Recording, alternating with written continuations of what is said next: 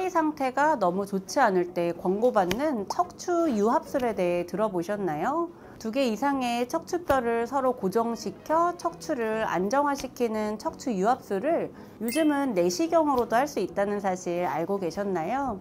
오늘은 내시경적 척추 유합술이 언제 필요한지 그리고 어떤 장점이 있는지 서울 세계로병원 척추센터 변찬웅 원장님과 함께 이야기 나눠보겠습니다. 안녕하세요, 원장님. 안녕하세요. 네, 간단하게 자기소개 부탁드립니다. 네, 안녕하세요. 서울 세계로병원 척추센터 변찬웅 원장입니다. 척추 유합술, 사실 저도 거의 처음 들어봤는데요. 상태가 정말 심할 때 권고받는다고 들었는데요. 이 유합술은 보통 어떤 상황에서 시행하게 되나요? 허리에 퇴행성 변화가 진행이 되면 디스크나 협착증으로 단순히 신경이 눌리는 게 아니라 이 척추뼈 사이가 불안정해지는 경우가 있어요. 이런 경우에는 단순한 감압술로만은 해결이 안 되고 이 불안정한 척추뼈를 고정해서 더 이상의 신경 손상을 막는 척추체관 유합술이 필요합니다.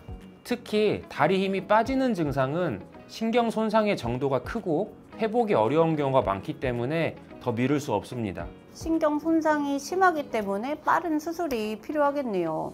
뼈를 붙인다고 하면 절개 부위가 커질 수밖에 없을 것 같은데요. 이걸 내시경적으로도 할 수 있다는데 기존 수술 방법에 비해서 어떤 차이가 있는 건가요? 네, 기존 유합술은 허리의 가운데 부위를 적게는 10에서 15cm 이상 절개하고 근육을 많이 벌리고 벗겨내야 했기 때문에 출혈도 많고 회복도 오래 걸렸어요. 반면에 내시경 유합술은 1, 2cm의 작은 구멍들로만 해서 수술이 가능합니다. 그러니까 근육 손상이 거의 없고 출혈도 적으면서 수술 후의 회복 속도가 굉장히 빠르죠. 특히 고령 환자나 당뇨, 고혈압 등 기저질환이 있는 분들도 비교적 안전하게 수술을 받을 수 있다는 점이 장점입니다. 네, 설명을 들어보니까 가능하면 내시경 유합술로 진행을 하고 싶은데요. 이 방법은 모든 협착증 환자분들에게 가능한 건가요? 모든 환자에게 해당되는 건 아닙니다. 협착증이 있어도 척추뼈가 비교적 안정적인 경우에는 굳이 유합술까지 하지 않고 감압술만으로도 충분한 경우가 많습니다. 반면에 이 디스크 사이가 심하게 무너져서 양측 신경이 나가는 추간공의 높이가 줄어들거나 척추간의 불안정성이 보이는 경우에는 이 유합술이 필요합니다. 이 중에서도 내시경 유합술은 유합이 필요한 척추 분절의 범위가 4분절 이상 넓지 않은 경우에는 적합합니다. 네, 그럼 범위가 중요하겠네요. 구체적으로 내시경 유합술은 어떻게 진행이 되나요?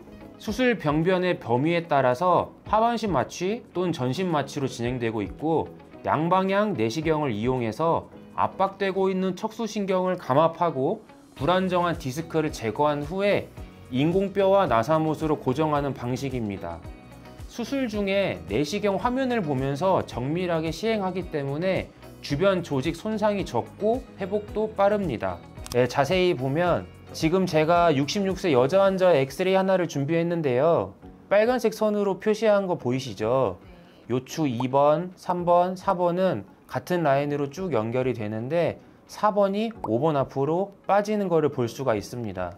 척추전방 전이증이라는 것을 볼 수가 있는데요. 여기선 보이진 않지만 요추 4번과 요추 5번이 흔들리는 소견도 관찰할 수 있었습니다.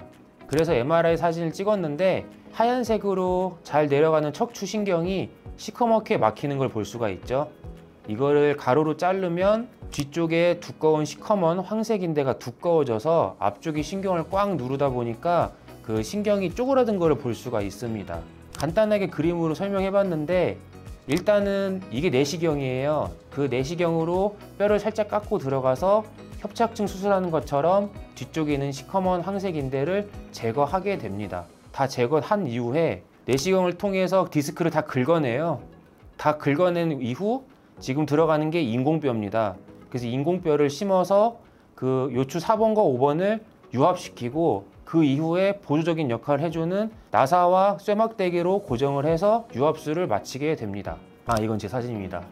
지금 내시경 화면 보면서 수술하는 장면이고요.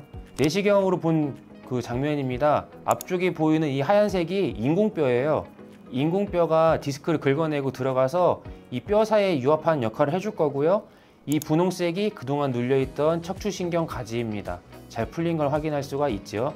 그래서 하시고 나서 본 MRI는 하얀색 척추신경이 하얗게 잘 내려가죠. 더 이상 시커멓게 막히는 모습이 보이지 않습니다.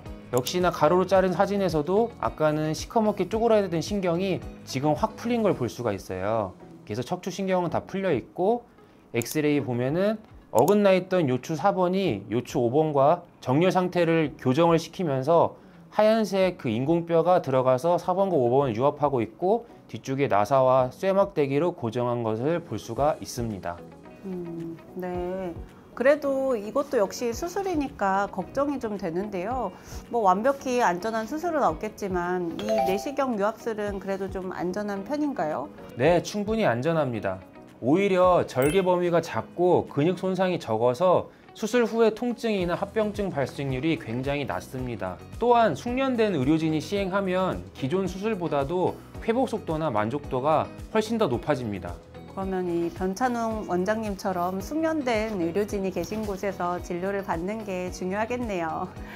요즘은 특히 목 디스크도 내시경으로 수술 가능하잖아요. 표현이 좀 어렵긴 한데 경추 추간공 확장술이란 또 어떤 건가요? 네, 말이 좀 어렵죠? 경추 추간공 확장술은 파일 저림이나 통증을 유발하는 목 디스크가 이 경추 신경이 지나가는 추간공 쪽으로 파열됐을 때 내시경으로 해당 부위를 넓혀주는 수술입니다. 기존에는 목 앞쪽으로 절개해서 디스크를 제거 후에 경추 전방 유합술을 많이 했는데, 이 수술은 경추 관절을 희생해야 했죠. 팔저림이나 우측이나 좌측 한쪽으로만 이 증상이 있는 경우에는 내시경 경추 추간공 확장술을 시행하면 이 경추 관절은 살리면서 신경을 풀릴 수 있다는 큰 장점이 있습니다. 자세히 설명드리면, 제가 이제 55세 여자 환자의 MRI 하나 가져왔는데요. 여기도 보시면 이게 경추 MRI입니다. 뭐 처음 보시는 분들도 많으실 텐데요. 여기 보시면 이쪽 부분이 추간공입니다. 우측은 하얀색 신경이 잘 지나가는 길이 보이는데 좌측은 꽉 막혀 있어요. 그래서 신경이 눌려서 좌측 상지 방사통을 심하게 호소하시는 분이었습니다. 어떻게 해결했냐면 이 파란색 기둥이 내시경이에요. 내시경으로 구멍 뚫고 접근을 해서 이 신경 나가는 부분에 뒤쪽 뼈를 살짝 깎아드렸습니다. 깎아드리면 막혀있던 신경길이 뚫리면서 아까랑 다르게 여기는 시커멓게 막혀있던 것들이 하얗게 열리는 것을 볼 수가 있습니다. 이게 내시경 사진이에요. 내시경으로 들어가면 이렇게 목에 뼈가 보이는데 앞쪽으로 신경이 지나가고 있어서 이 신경을 누르고 있는 뼈들입니다. 얘네들을 내시경으로 깎아내면 지금 보이는 분홍색의 원통 모양의 신경을 볼 수가 있어요. 그러니까 그동안 심하게 눌려있던 신경들이 간단하게 내시경만으로도 쉽게 풀리는 것을 볼 수가 있습니다. 이제는 이런 치료법 때문에 목 디스크가 있다고 해도 너무 걱정하지 않으셔도 됩니다. 네, 뭔가 수술이지만 흉터도 적고 회복도 빠르고 안전하다고 편하게 이야기해 주시니까 통증으로 고생하시면서 수술을 미루시던 분들이 생각이 많이 오늘 좀 바뀌었을 것 같은데요.